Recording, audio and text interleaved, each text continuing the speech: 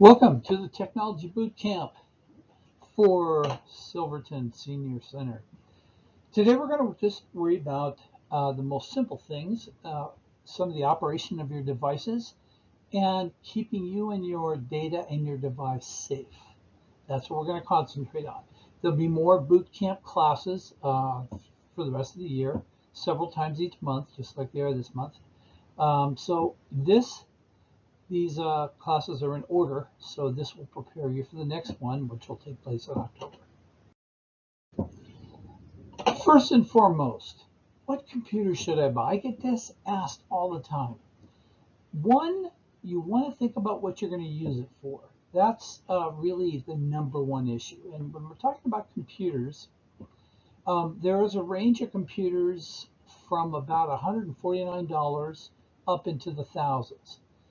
I know that if you go to a Best Buy or places like that, you're going to be upsold. Someone will ask you what you're doing, and ultimately they're probably going to sell you a computer somewhere in the $500 to $1,000 range. The vast majority of computers, especially used at home today, are laptops, not desktops. So we'll be focusing mostly on laptops. I want to say a word about the different kinds of computers that you can get. If you are doing what the standard is going to be finding and reading emails, doing any social media like Facebook, something like that, looking at or processing pictures, watching video, watching shows, shopping at Amazon, just going on the web. Those are all the really the bare minimum that a computer today would do, which means that if you're going to go out and get a computer, you could definitely work on the $200 to $300 range. Today we have really three different kinds of computers that you can get. There is the standard Windows, which Windows computers comprise about 75% of all the computers in the world. Then there's Apple. Apple comprises about 12% of the computers in the world. And that alone should tell you that when technology companies are writing software, preparing programs for computers, are you going to start with the one that has 12% of the world's computers or 75%? And of course, you will start with the Windows operating system. The vast majority of codecs and processes for computers really are designed for Windows machines and work best on Windows machines. And many do not work at all on Macs. They have their own environment, their own world. But lastly, there's another computer that's very popular and I use a lot in education and even business, and that is called Chromebooks. And Chromebooks takes Google Chrome, the browser that you do things with, and they've created a Chrome operating system, which when I get computers to fix or repair, or somebody's bought a new computer and they give me the old laptop, I'm converting them all over to Chromebook Flex OS. And these are working in office environments and everywhere else. They're just awesome machines, and you can make almost any laptop a screaming machine using the Chrome OS, the Chrome Flex OS. And if you want to go out and buy a computer, I really suggest, if you're doing emails on the web, streaming some stuff, doing your photographs, I would say buy a Chromebook. They're fast. You can operate them. You don't have to be on Wi-Fi to be able to use them. That used to be the case, but it's not anymore. And you can also do all of your documents, and most of the things are useful. So Chromebooks starting at $200. Maybe a little less, maybe a little bit more. If you're going to do video editing, or you're going to do a really complex video or graphic design, then I think you probably want to move into either a Windows or an Apple machine. Windows is going to be the most applicable to everything, and Apple, for most of its recent history, Apple's computers have been made of exactly the same components, pretty close, as the Windows machines, but they use a different operating system. And if you live in the Apple world, you love it, and that's what you're going to do, and everything you have should be Apple, and you never have to worry about whether anything works on anything else. But the biggest issue I have for people in business that I work with that have Apples, in fact, when they can't do something and they try to send me a picture or a file and something's wrong with it, I ask, is this an Apple? Because if it is, some of the language and some of the processes don't work on PCs where they don't translate well. So it's just a heads up to you that if you're going to be out in the world sending documents and things around to publishers and other people, think about the compatibility. I would always get right now a Windows 11 machine. I think it's the safest machine out there right now. If you have an Apple machine, they are safe, but remember they are mostly the same components as Windows. So they are definitely able to be hacked. So you got Chrome Flex OS, Chromebooks, cheapest and probably the fastest and most efficient for you. If you're doing more complex things, certainly Apple and Windows will do those things for you.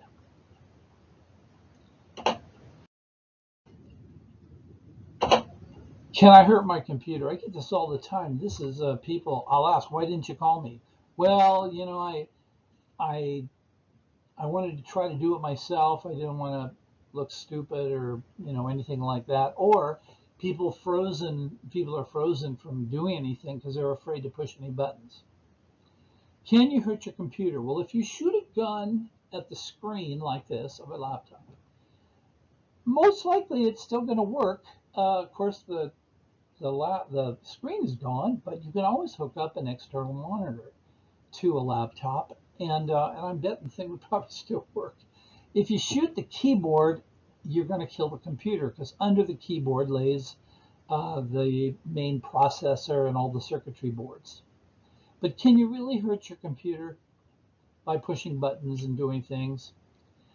I'm going to say no, not really.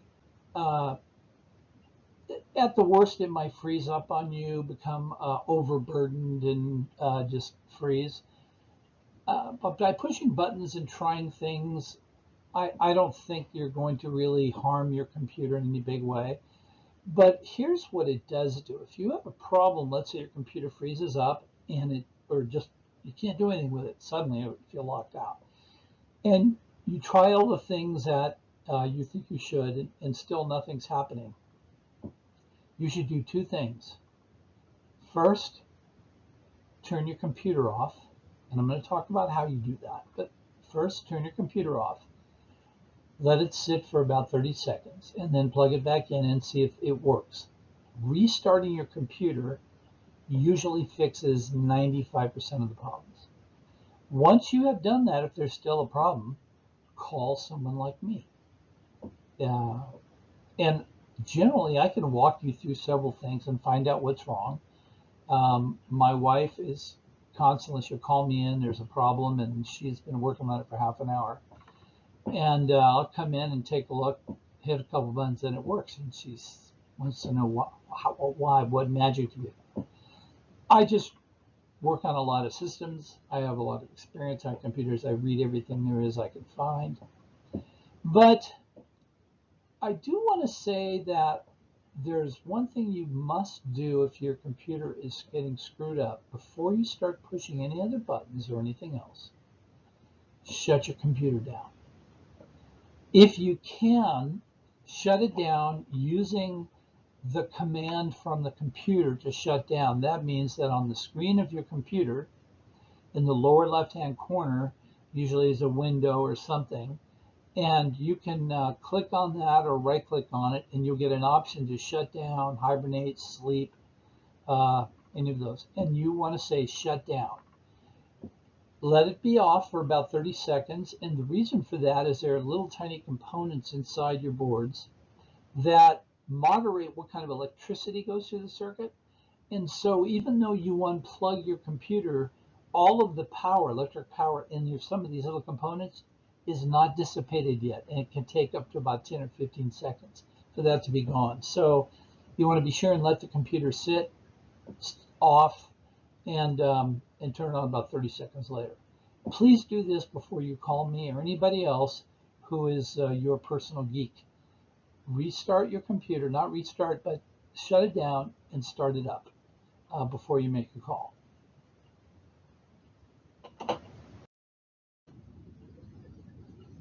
You know, it's funny. This is something that we're not told much. You know, you spend as much money on your computer and technology as you do sometimes on your car.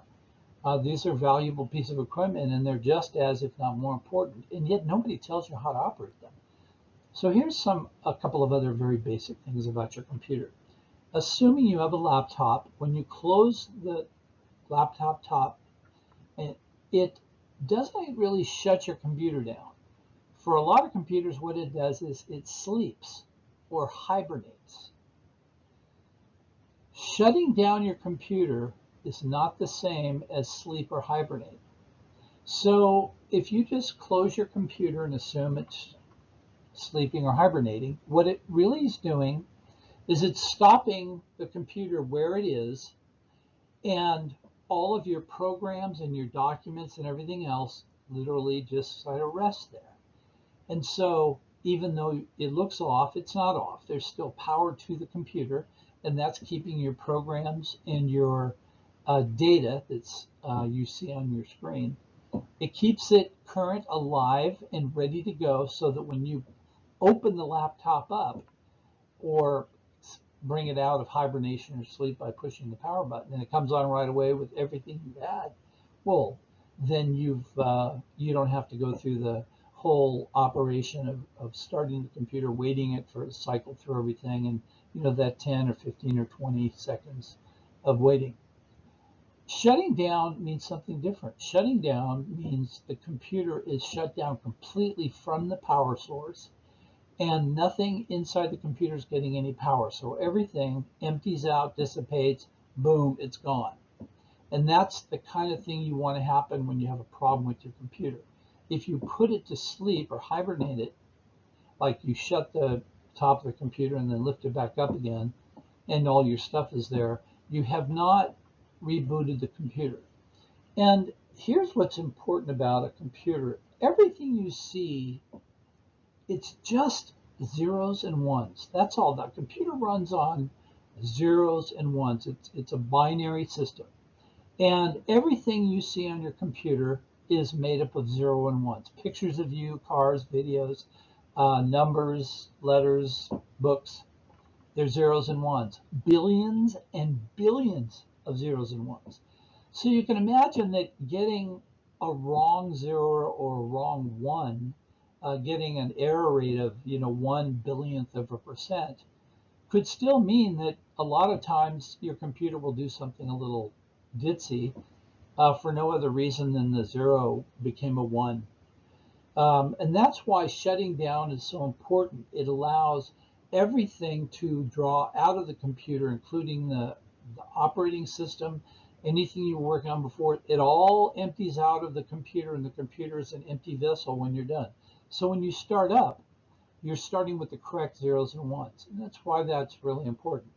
Also, you may be shutting down your computer by holding the power button down. This is not the best way to shut your computer down. When you just hold your power button down for like 10 seconds and the computer goes to sleep, what you've done is shut down the actual electricity going to the machine. And that's not the way the machine is made to shut down. The machine is made to shut down by going through a series of internal steps to protect all the equipment, dissipate all the electricity, and leave the computer completely empty and ready for a new start. So the proper way to shut your computer down is not to use the power button on the computer. It is to use the command on a window machine. It's behind that little window in the corner, window icon. Right click on it, and it should give you the option to shut down, sleep, hibernate, or restart. If you're an Apple machine, that could be up under the Apple. But in any case, the correct thing to do is to shut down your computer if you're leaving it and not going to use it in the next, 8-10 hours. Will that destroy your computer? Probably not, but it's still not. It's not the safest thing to do.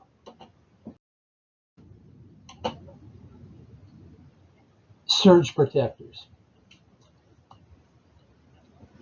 Your computer has some control of the electricity that's flowing through it. You have a big power pack that the wires from your power your outlet go to, and that has some protection from surging, not a lot.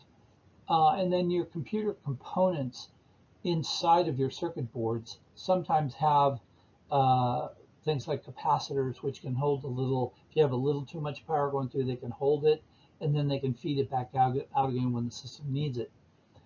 But the biggest danger to your computer is a power surge when you turn the computer on. And the best way, or the most dangerous way for this to happen, is there's a storm going on outside and everybody loses power.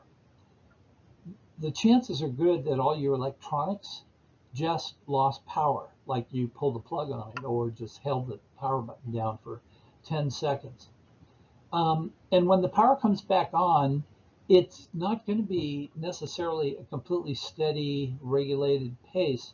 There can be power surges, and those power surges can come into your computer when the power comes back on. And if all your circuits are open, you could fry the thing. Literally, you could fry your computer.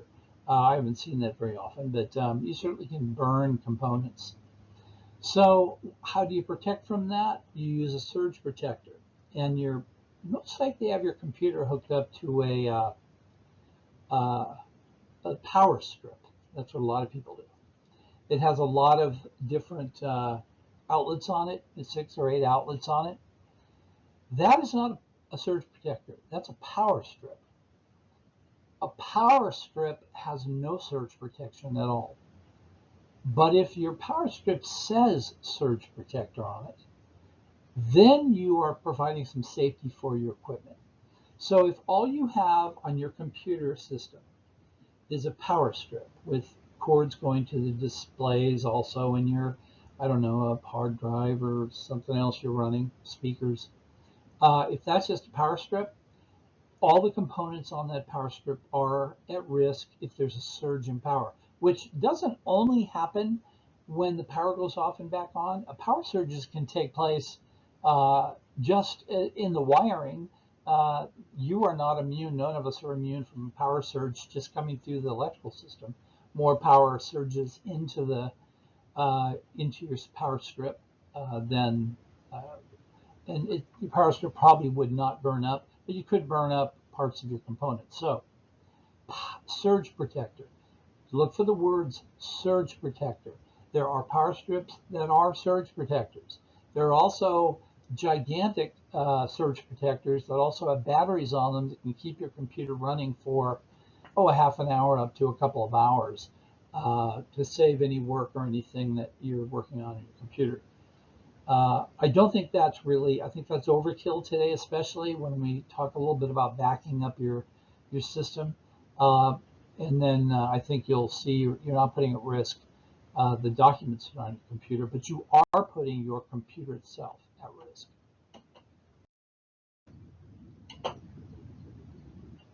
How often should I update? When I go to the houses or the offices of somebody whose computers I help work on, one of the first things, I'll tell you the first things that I do when I sit down at the computer. If it isn't on, I turn it on. If it is on, I shut it down and then I restart it, waiting 30 seconds before I start it up again. The first thing I often will do is see a trash can on the desktop and I usually will click on it, open it, and it's often just full of stuff. Well, that stuff is still on your computer. It's not gone. It's still, if it had any threats on it, it's still somewhat dangerous. And your computer, with it now on your desktop in the trash can, is doing a little processing of those things. So when I sit down at a computer, one of the first things I do is I empty that trash. If you put it in your trash, to me, don't, if you're using it to file something that you might want later, don't invite me to your house to work on your computer, because I will empty that baby out. The next thing that I'm going to do is check to see if we're in the current operating system. And the way to tell that is to check and see if there's an update waiting for your machine. Your machine should be set on automatic updates, or it should at the very least be set to let you know when there is an update and that it wants to update it. Some people turn that information off, or they just don't tell it to go ahead and update. If you're not updating your machine because you're afraid, or because you heard that an update might mess your machine up, or you just don't want there to be changes on your machine because it gets you all freaked out, here's how important an update is, and here's what I want you to do. If you see a notice to update your machine, or you go into the settings and then hit software update, and it goes and checks to see, and it says, yeah, oh no, you got it, there's a update, or there's 4 updates, there's a bunch of updates for you. If you don't update right when you see that, when you go to bed that night, I want you to make sure your front door is unlocked. And I do not want you to lock your door. I want you to leave it unlocked until you update your computer, because that's what you're doing with your computer. You are you're risking everything. So the computer companies, the operating system companies, spend an enormous amount of money and time and resources to make your computer as safe as it possibly can be. And the way they do that is, if somebody finds something, and it's often hackers will find out something's there, they get a new system, and they're trying things out, see how they can bust in that thing. And if they do, a lot of them will let the Windows or Microsoft, or let Apple or whomever know that there's a problem in it. They get their engineers on it really quick, and then they create what is a patch, a change in the operating system software, and they send you a little note that it's updated. It's time to update. So if you don't get that and you don't put it on your computer is now open to whatever hack is out there now. And some are quite serious. Some can take over your computer. Some of it can become ransomware that makes you pay $500 or $5,000 to get your data, to get your computer back. That's what's going on. So no excuses not to update. None at all. If you update and you have a problem, restart your computer. If that doesn't work, call me. Make sure your computer is updated. Always. Highly critical. It's as important as a lock on your door.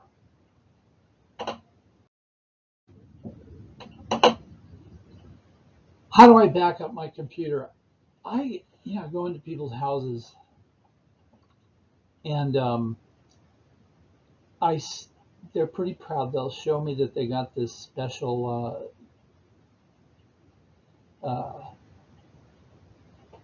hard drive, or USB drive, or whatever sitting there, and they back up their computer constantly. I have people who still back up their computers to DVDs and CDs, or they have a thumb drive on their computer that's like 5 gigs, and they back up to that. And when I ask them, so are you backing up a computer, they'll point these out very proudly and say, I do this, I do this, and I do that. That's not backing up your computer safely, because the problem that you have is, most likely the biggest threat to you is fire, theft, water. Those are the big threats to you. We're going to talk about passwords in a second. And if you're all backed up, everything is fine, and you have a fire in your house, well, all the components that you're backing up to on your desk or in your house are going to burn too. So all the data's gone. Or if somebody steals your computer, I promise you they're going to take all the little things that you have to store stuff. They're going to take them. They see USB, thumb drives, little SSDs, whatever. They're going to take them. They're going to take them all. So I, I'm told a lot. People are afraid of the cloud when they hear about backing up my computer to the cloud. They feel like, oh man, I put that up there. Anybody in the world can get it. Well, that's not really true. Today's operating systems are made to be backed up to the cloud, and every operating system has a cloud component to it. How does Amazon make all its money? By selling stuff? No, that's not how it makes all its money. Most of Amazon's income comes from their software, their servers. They sell space on their servers to Microsoft and to Apple and to Facebook and everybody else. The vast majority of commerce and data that's in the world is on these gigantic server farms, and it's the cash that runs the company. So they protect these in a very, very powerful way. They're the most sacred pieces of equipment that these giant companies have. Without question, Amazon would trade all of its product warehouses for one server farm, for what that server farm has on it. Because the world depends on these being safe. It depends on them being, what's the word when you have two things, redundant. They have the information on more than one location. So if one location burns down or is flooded, or in an earthquake it's destroyed, there's another server that has that information on it, so it shouldn't miss a hiccup. You can imagine how important that is to business. So you're probably feeling a little weird sending all your important data out through the wires, out into the internet tubes and into the cloud. That is the correct place and default place for your systems to put things. If you save your data to the cloud, it will be available to you from anywhere on the planet anytime you want it, no matter what happens to your computer. If your computer is stolen, destroyed by a flood, if it burns up in a fire, if you drop your laptop and it gets run over on the freeway, it doesn't matter what happens. Everything that you had is still sitting up in the cloud, and you can hook any computer, anybody's computer. You go to the library and go right to the cloud and get every document, every photo, every video, everything. And all of the information, as far as I know right now, for the major operating systems and systems, all of the information that goes from your computer to the server, and while it's at the server in the cloud, is I'm having a brain fart on encrypted, meaning that they don't know what's in the data. They can't see it. It's been encrypted by use of an encryption key that is only associated with you. You don't have to remember it. It's part of the way the system works. And only you can go get it from the cloud, and only you knows what it is, and only you can see it. So Amazon, OneDrive, all of those cloud services, iCloud, they can't read your data, but they are storing it all and they're keeping it safe for you. Every single system has an automatic backup system. Some are on and some are not. If you don't know how to turn it on, or you don't know how to check and see if you're backed up, then you should try a little Google it and look at a couple of YouTube videos about it, and you'll probably get it. If not, call someone like me. Make sure you restart your computer before you call me, by the way. One of the things that people have suggested is that they think that when it goes in the cloud, how do I get it? If you want data, you go to your D drive or the little folders they give you, pictures, documents, videos. You have it right where all the shelves are in your computer. And there's some idea that the cloud sits out in some weird ether place, and how you get to it is, no. All of the major iCloud drives just appear as another drive on your computer when you go to the File Manager.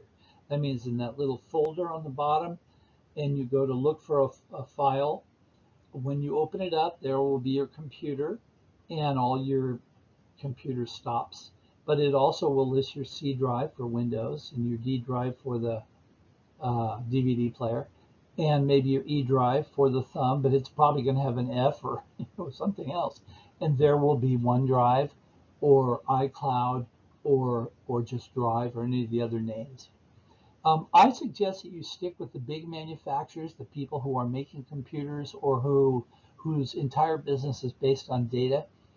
There are a lot of businesses now that offer you cloud storage, and they'll offer you 20 terabytes for $69, and that's all you pay for life. Life, $69, $50, $29. You can back up your whole computer, your whole family's computer, and you have it for life, and you have to pay any more for it. That's not your life. It's not the life of your computer or your kids or your grandkids. That life is the life of that company.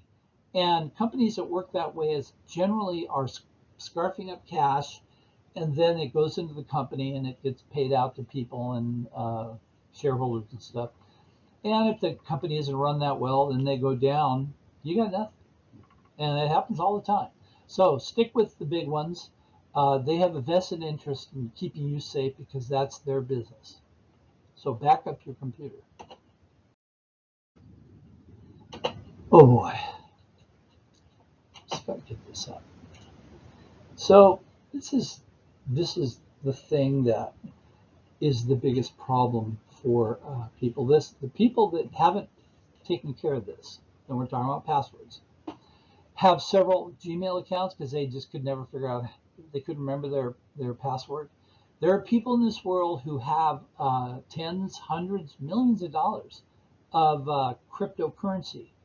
That's all done with a password.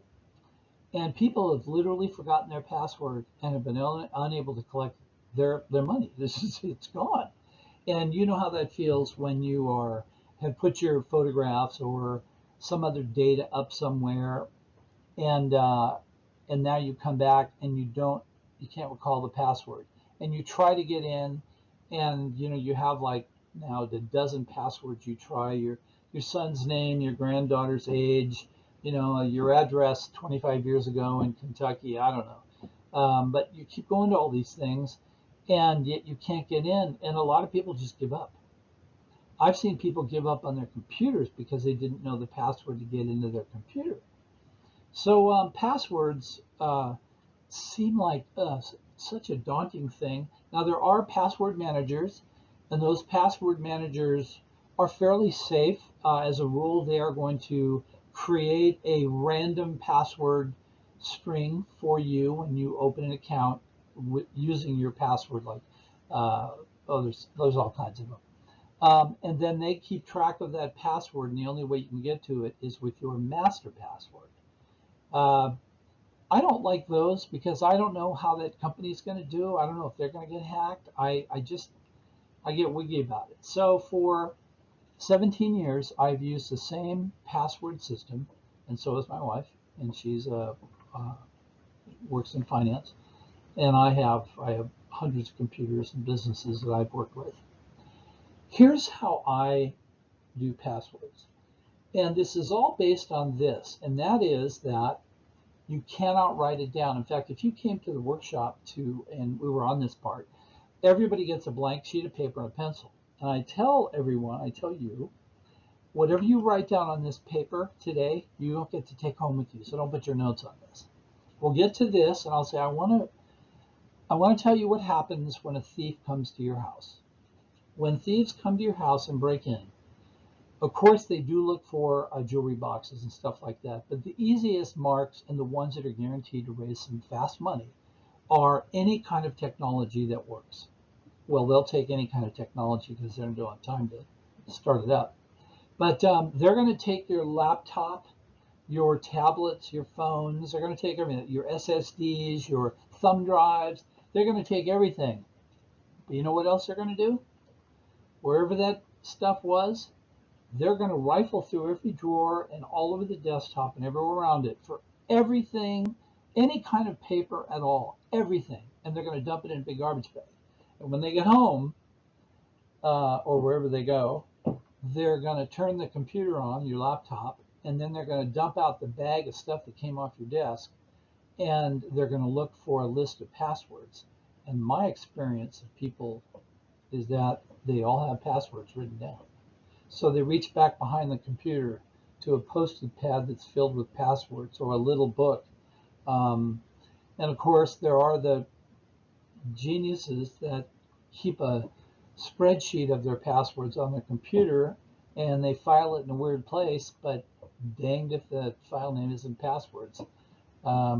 So your passwords should only come from your memory.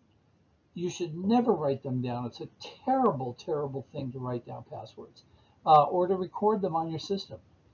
But there's only one way to do that, and that's for you to know what your password is all the time.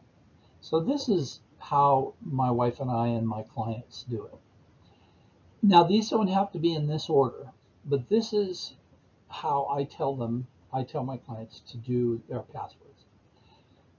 There's a blank, you'll see under right above, you'll see a little blank line and then a red line. The red lines divide up the parts of the password. I'm going to tell you what the blank is when I get done with the rest of this. The next thing after whatever's going to go in that blank spot is a number. A 4-digit number is the best. 3-digit is pretty good, and a 2-digit number is okay.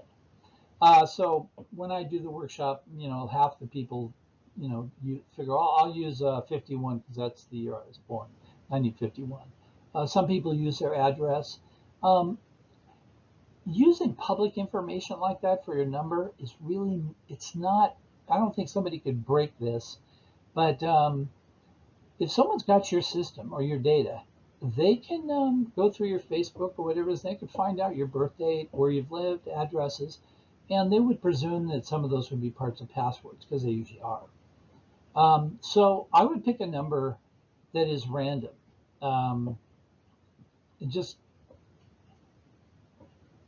I can't tell you how to pick one that would be easy to remember that wasn't something in your history.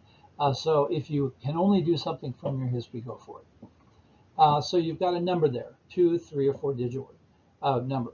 The next is going to be a word or phrase. And we know from science that a phrase is more effective than a word. So most people, when they pick a word or phrase, they're going to pick something that relates to them, like granddaughter's first name or middle name, or the street they lived on somewhere, or something like that. More powerful is an idiom or a small set of words, like happy birthday would probably be not that great, but Luke, I'm your father. That's a good one because he didn't really say it in the movie anyways, but that's a good one. Yippee-yi-ki-yay, if you can ever remember how to spell it, that'd probably be pretty good. Pick up something from a song, your favorite song, something like that. And that, whatever it is, and let's just say it's going to be Elizabeth, because that's not mine, but it's somebody's granddaughter's name, Elizabeth. So we have a number, 2, 3, or 4 numbers. We have a word or phrase, and I'm going to put Elizabeth in there, but you could put party all night or whatever you want to do. And then after that, you use a punctuation mark. And a punctuation, exclamation, $, percent, question mark. So you have 3 things here, a number with 2 to 4 digits. You have a word or phrase, which generally should always be 8 characters or more, because a lot of websites require that, so 8 characters or more. And then a punctuation mark. Do they have to be in this order? No, they can be in any order you want. You'll never change their order, though, once you do it. So if you were in the class, I'd have you write down all these 3 parts of your password. So write it down, a number, and then a word or phrase, and then a punctuation mark. Now that's your base password. That's your base password. What goes in front of it is the initial of whatever website or company you're working with. So if it was Google, you'd put G, capitalized, capital G, and then the rest of this. If you want another website like Amazon, you'd put A, capital A. If you went to Citizens Bank, you would just put a capital C, right? But not me, because I like to do things a little weirder. So I'm going to go capital C, capital B, just because it makes it just, I'm a little less predictable. But I could do just capital C. And I know on some of the things I do, like if I'm going on ABC's website or I'm on their website, I log in. I actually will put ABC, all capitalized, and then my number, my word or phrase, and then my exclamation mark. And you're going to say, well, what happens? Because you're eventually going to end up with the same passwords for lots of different places. Yes, you are. If you have a Apple account, you're going to have an A with the same thing as you will in Amazon and Abercrombie. So what? But that's not the important thing. Now, here's what happens, and this is one of the reasons I especially like to tell old people this, and I'm an old person. I know it's true. You know, our memories are horrible. But you know what isn't horrible? Our muscle memory. I had a friend who was 86 or something. He played the piano. He knew thousands and thousands of songs. He always told me if he ever tried to remember the songs, he wouldn't be able to play, but he plays from muscle memory. So when you, for the first week or two that you use this password, it will be awkward, maybe a little bit, because you don't know it. But after about 2 weeks, a week or two of using this, your very fingers will touch the keyboard and go to places automatically. It literally, and after a couple of weeks or a month, it's amazing how you don't have to remember. In fact, if you try to remember it, you're best off just to clear your brain and just start typing, and you'll see that your password will come out of your body. Of course, that first letter or letters depends on what you're on. Another reason this is so wonderful is I beta test some stuff, and I've done work on websites that were 15 or 17 years ago. The last time I was on it could have been 17 years ago. If I go on it today and I go to log in, my password, I still know my password. See, my fingers are going to do it for me. It's in my muscle memory, and I'm looking at the company or the website it is. So there's my first letter. So do not write these down. You may not write them down at all. If you write your password down, you should not only unlock your door that day, but you should just unlock it and leave it open. How about that? So that's passwords. I get asked a lot about virus protection. All computers, all devices should have virus protection. A virus, malware, ransomware, there's a lot of threats to computers. And the thing that is terrible is that the ones out there that everyone thinks are the best and the most popular, and that's Norton, McAfee, things like that. These things are just like giant cancerous octopuses on your computer. They go into every crevice and crack in your computer. They always slow your computer down, and they have made it almost impossible to sometimes remove it from your computer. Worse yet, they ding you for money. In fact, I know that there are these companies, virus protection companies, that will send you a note saying your virus protection is soon to be out of date, and if you want it to continue, pay $129. And I know a lot of people that pay that, thinking that, boy, I got to keep my computer safe. No, wrong, not true. Please don't put this on your computer. Windows 11, its Windows Defender, is ranked right now as one of the top forms of protection for a computer, one of the best.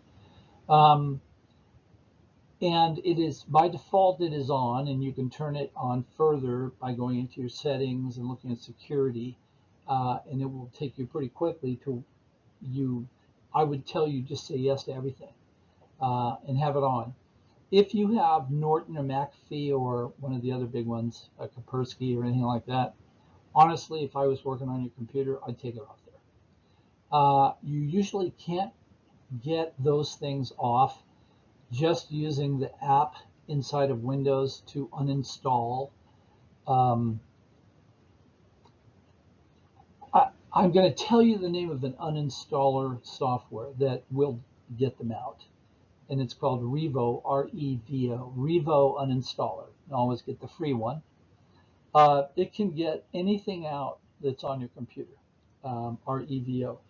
But on a Windows 11 machine, a Windows 10 machine, use Windows Defender and you're fine. Apple does not have the same level of security built into their machines.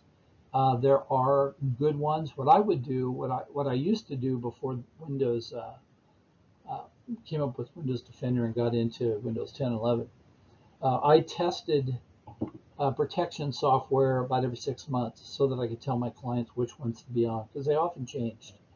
And I think I would do that with Apple. I would go on to a good Apple site, not Apple, apple.com, but go to a magazine that handles Apple information, or go to Reddit or go to something like that, and find out what the best protection software is, rated by the techies, not by readers and regular users, and that will help. I can't give you a recommendation for a particular one because it changes so fast. But if somebody tells you the Apple machines don't need protection, that is just BS. Apple machines are made with all the same components that my machines are, or my non-Apple machines, all my Windows machines. Yes, they have new chips, and those processing chips are different. I don't know how susceptible they are, yet they're new, and I don't think we've really evaluated that yet. But the rest of all your components are the same thing. So I would say to have protection on a Mac, on a phone, and on your iPads, tablets. I'm not a big fan of putting protection on those. I would never accept any protection that was offered to me just over the transom. I got an email about it or a text. I would never do that. So should you have virus protection? Yes, and right now Windows 10 and 11 have adequate virus protection built in, so I don't think you have to worry about it on those machines. Phishing is when you get an email or a text. An email is the most popular way to phish, and it looks completely official. I do graphic arts, and I have 4 or 5 monitors here, and it would take me about 5 minutes to create the website for your bank. Once I knew your bank, it wouldn't be hard at all. I can take those images, I can build the page, look exact, 5 minutes, and I can send that to you, and I can make the button that says click here. I can make it come back to my machine or anywhere else I want to. Or I could have buttons or spaces where you could type in your password. You think that nobody does that. I'm sorry, but that happens at the highest levels of government, education, science. Phishing is one of the easiest ways to get money. I would say is, how do you stop from being phished, from falling for that? If you get an email that looks like a business that you do business with, and it is asking you for any personal information at all, sometimes they'll say things, your credit card didn't go through, or that purchase wasn't, it was stopped. Could you click here and go back in and fill out the rest? And of course, I would have created another page you would go to that would look exactly like your login page for anybody. The best way to know if you're being phished, one is that little niggling, what is this? This doesn't feel okay, something, what is this? And you don't like the feel of it, stop.